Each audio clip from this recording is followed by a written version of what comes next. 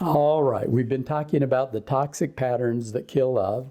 In the last couple of lessons, we talked about two of them, escalation and invalidation. And now I want to move on to a third toxic pattern, withdrawing or avoidance. In this pattern, one spouse plays the role of pursuer by bringing issues up and trying to get a discussion going or a decision.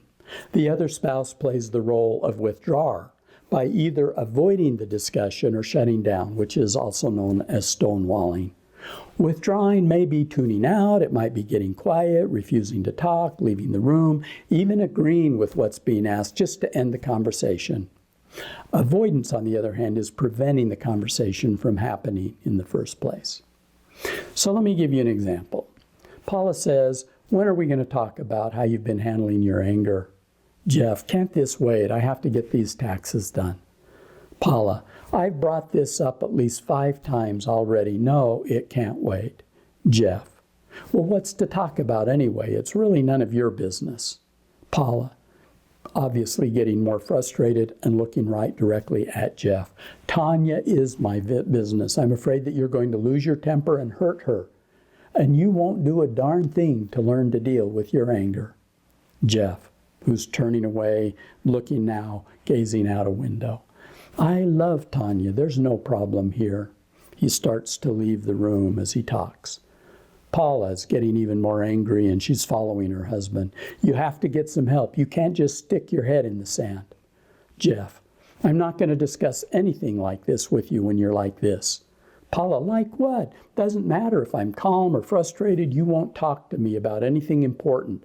Tanya is having problems and you have to face that." Jeff is quiet, tense, even fidgeting. Paula says, "Well," Jeff goes to the closet, grabs a sweater. "I'm going to go out and get a drink and have a little bit of peace and quiet."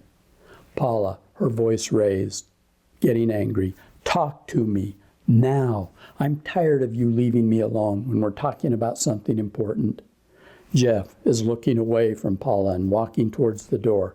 "I'm not talking. You are. Actually, you're yelling. See you later." Well, unfortunately, this is a common dance when it comes to handling difficult issues.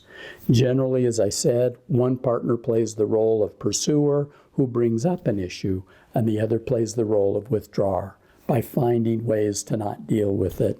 Studies show that women tend to be the pursuer and husbands the withdrawer, although the pattern may be reversed. Well, this pattern can become a negative reinforcing cycle, a collusive cycle, if you will. The more the pursuer pushes, the more the withdrawer retreats, causing the pursuer, to push even harder, and the withdrawer to withdraw further. So it's important, if you're caught in this kind of a pattern, to realize that you're interdependent. What each of you does prompts the very thing you dread from your partner. So it can be helpful if pursuers can learn to back off a bit, and if withdrawers would be a little more willing to deal directly with the issues at hand. In fact, it's hard for pursuers to back off entirely if withdrawers don't commit to communicating. One way to do this is for the withdrawer to play a more active role in defining the timing and the means of engagement. This gives them an opportunity to feel some control over their communication rather than always feeling like he or she is just reacting to the concerns of their partner. Of course, there are times when withdrawal, or better said, a timeout, is a better alternative than a conflict escalating to a point of physical aggression.